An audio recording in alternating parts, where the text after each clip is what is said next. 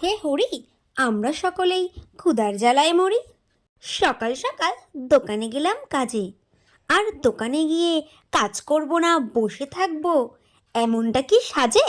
তাই তড়িঘড়ি করে লেগে পড়লাম মাল গোছানোর কাজে।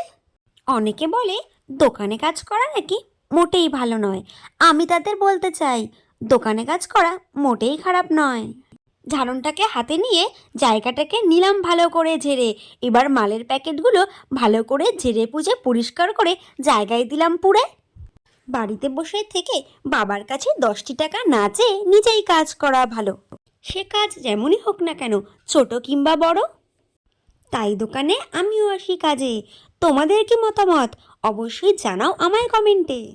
সব ওয়ান পিসগুলো আমি পুরো ঝেড়ে পুছে সুন্দর করে গুছিয়ে নিয়েছি। তোমরা দেখো গোছানোটা কেমন হয়েছে। আর ভিডিওটা ভালো লাগলে চ্যানেলটা অবশ্যই সাবস্ক্রাইব করো।